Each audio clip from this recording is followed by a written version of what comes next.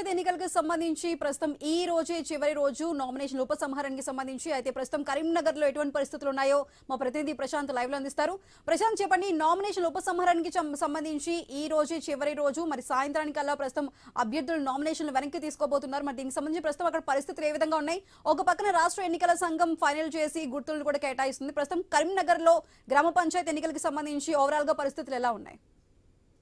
Right Sudha, మీరు అన్నట్టుగా అంటే గత కొద్దిసేపటి క్రితమే ఇంకా ఏదైతే విత్డ్రా సమయం కూడా అయిపోయిన సందర్భం కనబడతా ఉంది.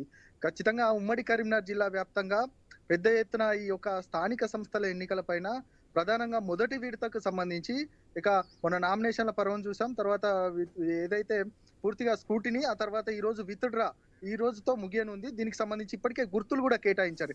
గుర్తులకు సంబంధించి చాలా మంది అభ్యర్థులు గుర్తులు కేటాయించిన తర్వాత ఆనంద బాష్పాలతో పూర్తిగా ఒకరికొకరు ఫోన్లు చేసుకుంటున్న నేపథ్యం కనబడుతుంది. గ్రామాలలో గుర్తులు మాకు కేటాయించారు, ఖచ్చితంగా మేము గెలుస్తామన్న ధీమా కూడా చాలా మంది వ్యక్తం చేస్తా ఉన్న నేపథ్యం కనబడుతుంది.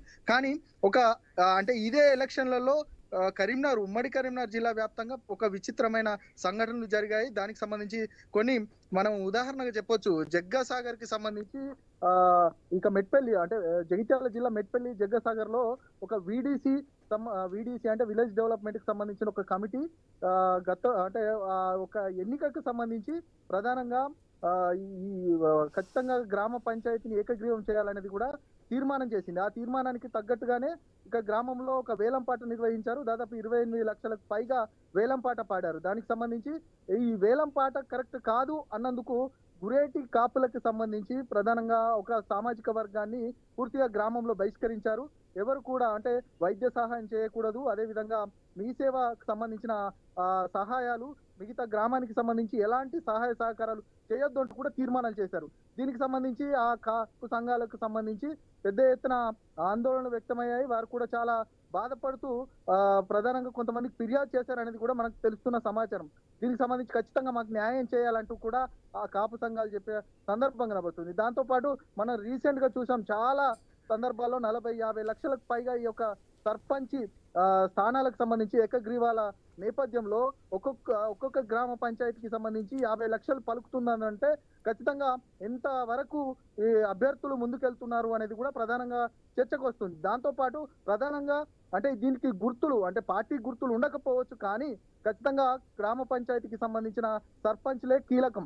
ఎందుకంటే గ్రామ పరిపాలన నుండే కార్యకర్తలు బలంగా తయారవుతారు. ఖచ్చితంగా ఎమ్మెల్యేకు ఎవరైనా గ్రామాల్లోకి వెళ్తే ఖచ్చితంగా కార్యకర్తలే బలం. కాబట్టి ఖచ్చితంగా మనవాడు ఉంటే బాగుంటుందనేది 3 ప్రధాన పార్టీలు. ఇక్కడ ప్రధానంగా చాలా మంది ఇక్కడే 3 మంత్రులు ఉంటారు.